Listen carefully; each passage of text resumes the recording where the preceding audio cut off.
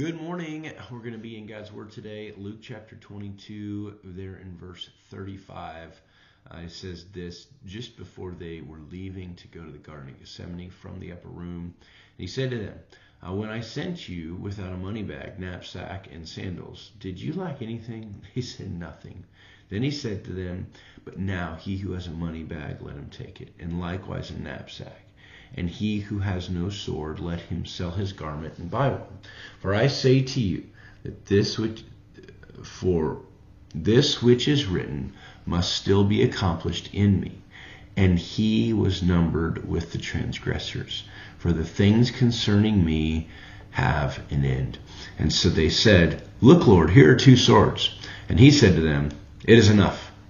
And so here's what Jesus is saying. He said, listen, when I sent you out the first time, I said, you don't have to bring anything. Just not worried about money. Don't worry about provisions. Don't worry about protection. And they were fine. And God provided for them. And that was a reminder that God would continue to provide for them. But things are about to change. There is a wind of change that is about to take place. And so he's saying, listen, you need to grab your money bag. You need to make sure that you've got some forms of normal protection because I'm not going to be with you anymore. I'm going to be numbered amongst the transgressors. The idea there is that you are going to be persecuted. You also will be hunted yourselves. And the idea of buying swords didn't necessarily mean that you're going to have to fight, but you may, right? At some capacity. And it's not necessarily for your own life, but simply for the sake and the protection of that which is right, fair. No longer is there this sense of protection because it's going to be lifted. As Jesus goes to the cross, now you're going to be hated, is what he's getting at. And it also, when they say, hey, look, here's 2 swords, it means they're not getting it, right? They're not understanding that this is a bigger picture statement rather than, hey, make sure you got your swords on you. When he says it is enough, it doesn't mean it is enough as in like, yeah, 2 swords is going to be great, let's go. No, what it means is enough of this talk, right? It's time to move. That's the intention. And so what does this tell us? So listen, there is definitely sense of our walk of faith that has to be practical and we have to be prepared, right? We have to make sure that we are taking care of some of the business here in this earth, also so that we might be able to be effective in a spiritual context as well. And I think this is something that people can kind of miss. And I think a lot of this is, well, we don't need to carry a sword anymore, and we don't have knapsacks with money in them. We do have a requirement to make sure that our life is healthy, and that we live in a certain way where we take care of the practical things. As we manage the practical things, we get to see that God uses us in a mighty way in our world.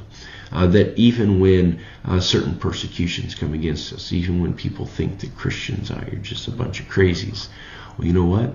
Let them think that we're just a bunch of crazies, but they're going to look at our lives and they're going to say, you know what? It looks like this is the best way to live life because we're taking care of the practical things, right? We live to our greatest extent to be above reproach. Not that we're perfect, but that we are blameless. When we're ready, we're prepared at every moment for what the Lord has in store for us. It also means that we don't neglect some of the practical things for just purely spiritual things. Even though the spiritual has a greater eternal context, those personal practical things still are required in our day and age.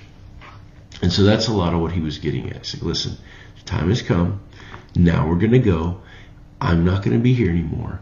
And you have to take care of the practical things so that you can get to the spiritual matters of the heart.